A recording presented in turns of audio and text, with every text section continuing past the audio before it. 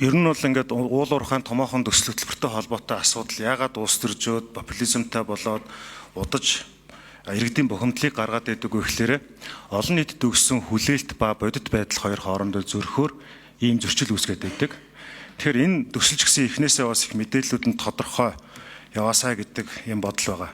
Тэгэхээр энэ эдийн засгийн симуляц хийгдсэн болов уу гэж бодож байна. За тухайлбал энэ удаа төсөл хэрэгжснээр төмөр замаар экспортлох ачааны хэмжээг жилд 30 сая тонноос дээшээгээ 5-7 ордны нүүрсний экспортын хэмжээг жилд 70 сая тонноос өсгөнө гэж байгаа. Тэгээд борлуулалтын орлогыг 1.5 тэрбум доллараар нэмэгдүүлэх, жил бүрийн эдийн засгийн өсөлтийг 1.8% нэмэгдүүлэх улмаар дотоодын нийт бүтээгдэхүүнийг 10 мянган долларт хүргэнэ гэсэн байна. Тэгэхээр за одоо ингээд бид энэ гэрээг их хурлаар саяхан батлаа. Батлангууд энэ гүүрэн байгууламж жишээлбэл яг ямар хугацаанд баригдах юм бэ? Тэгээ энэ зорилт төр байгаад байгаа эдийн засгийн үр өгөөжүүд ямар хугацаанд орж ирэх эдийн засгийн симуляц төсөөтэй аргын судалгаа хийгдсэн юм бэ? Энэ талаар их тодорхой мэдээлэл өгөөч. Нэг, за ганц мод гашуун сухатаас гадна нөгөө ханг манд шивээ хүрэн сэхэ бичих зүүн хатвч гэдэг юм уу? Эдгээр маань ингээд нийлээд эдийн засгийн тэлэлт ямар төвшөнд хүрэхээр байгаа юм бэ гэдэг энэ болж өгвөл хугацаатай өгөөч. Жишээлбэл энэ нь 2028 оноос өмнө энэ ч одоо явж байгаа шүү дээ. Тэгэхээр 25 онд энэ гэрээ хэлцэл ингээд эслэгдлээ гэхэд бол яг бүтээн байгуулалтын ажил нь хизээ гэхэд дуусаад эдийн засгийн эргэлтэнд ямар хугацаанд энэ үр өгөөжүүд нь орж ирэх юм бэ гэдэг дээр маш тодорхой мэдээллүүдийг өгмөр байгаа даа. Энийг за хоёрдугаар асуулт нь болохоор түрүүн тэр Наранбаатар гишүүний хэлээд байгаа их чухал байгаамаа. Тэр яаж юм гэхээр манай талын тэр баригдсан байгууламжуудын доороос ус шүүрээд нөгөө усыг нь шинжилээд үзэхлээр байгалийн бус одоо химийн элемент бүхий юм цагаан шохоотой юм шиг юм ус нэвтэж гарч ирээд тэрийг бол нөхдүүд юу гэдэг вэ гэхээр хятад хилээс доогуураа ингээд газрын одоо гүний тэр нөгөө одоо чулуулаг дээр ингээд нэвчиж орж ирээд байна гэдэг. Тэгээ энд бол яг энэ зөвхөн эрс соёлыг ажил дүрийн яамаас гадна энэ стандартын асуудал, байгаль орчлон, экологийн асуудал учраас энэ дээр засгийн газар маш сайн анхаарах хэрэгтэй юм бэл. Энийг ч гэсэн одоо хамтд нь шийдэх ямар боломжууд байна. За дээрэс нь тэр цогцлын сумын хажуу талын баг нь 20 эдэн мянган хүнтэй.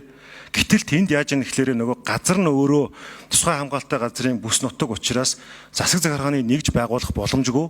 Тэнд цагдаагийн газар гэж байхгүй гэрээт цагдаа нар ажиллаж байгаа шүү дээ. Тэр эргээд нөгөө нэг нийгмийн асуудал буюу хүний эрхийн зөрчлийн асуудал маш их болчиход байгаа маа. Тэр энэ дээр зөвхөн нэг яамнаас илүүтэйгээр засгийн газрын дундын салбар хоорондын уялдаа гаргасан маш том хөтөлбөр явуулахгүй бол болохгүй байгаа. Тэр бүсийн одоо хөлийн асуудал тэн засаг захиргааны нэгжийг яаж тэгвэл тэнцээ доктортой авч явах юм. За мэдээж тэр чинь олон 10 км-оос усаа татж байгаа ч гэдэг юм уу. Энэ асуудлыг зүгээр одоо хариулт нэхээс илүүтэйгээр энэ асуудал дээр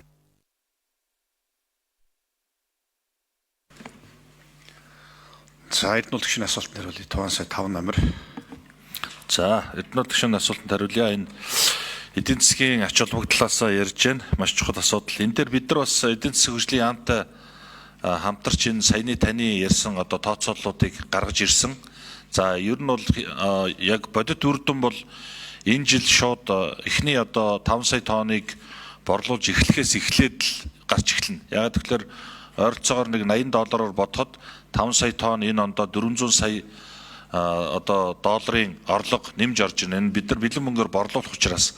За тэгээд мэдээж 20 сая тонноор буюу одоо 2030 оноос эхлээд борлуулахаар бол үүнээс 4 дахин илүү эффект одоо гарч ирнэ гэдгийг бас хэлье. За дээрэс нь энэ одоо хилцээр засгийн газар хоорондын хилцээр байгуулагдсанаар хоёр улсын хооронд одоо шууд бус гэж хэлж болох уус одоо маш олон асуудлуудыг шийдэгдэн. За мэдээж бид нар ч гэсэн бас урд төрштэй одоо нэлээд олон удаа уулзаж ярилцахад бас өмнө нь гацаатай байсан асуудлууд дээр нэлээд уян хатан нааштай байдлаар асуудлууд яригдж байгаа. За энэ одоо гашуун сухатын төмөр замын хил холболт энэ одоо ажил эхлэмэгц дараагийн асуудал буюу одоо шивээ өрн сэхээгийн асуудал шууд яригдаад эхэлнэ. Энэ бол шивээ өрн сэхээ бичих зүү хатавч ханг мандал гэсэн дарааллаар бүр цаашлбал баруун зүүн коридор төмөр замаар холбох энэ асуудлууд ингээд дамжаад явна гэдгийг бас хэлье. Энэ утгаараа бас эдийн засгийн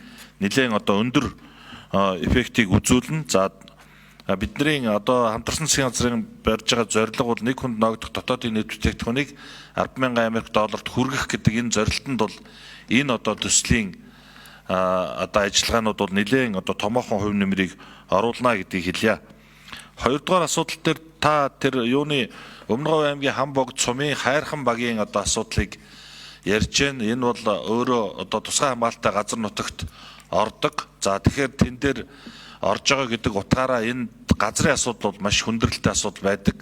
Энэ дээр одоо хайрхан багийн төв байрладаг. Тэгээ бусад энэ газруудад нь ялангуяа одоо жишээлбэл цагдаа, эмнэлэг, за дээрэс нь онцгой байдлын одоо бүлэг энэ төр байгуулах энэ төр дээр гээд за бомтыг өргөдөх дээр энэ төр гээд маш олон асуудал дээр газрын асуудал яригддаг. Тэгэхээр өнөөдөр хүртэл засгийн газрын хуралдаан дээр энэ бомтын газрын асуудлыг шийдвэрлэх дээр хуулинд өөрчлөлт оруулах нэг одоо асуудлыг авч хэлцье гэд бомтын асуудал хариуцсан сайд тулах сайдад бас үүрэг өгсөн гэдгийг хэлье. За газрын геологийн байршлын хувьд бол энэ нэг тийм өндөршөлтийн зөрүүтэй байршил байгаа. Өөрөөр хэлбэл ганц модын Бүгднамт Хятад улсын ганц мод талын бомт нь бол өндөр газрын дээд талд байгаа. Тэнд орсон одоо борооны ус зэрэг одоо урууны ус энэ төр бол наашаага Монголын тал руу урсаж орж ирж нэлээд одоо хүндрэлүүдийг үүсгдэг.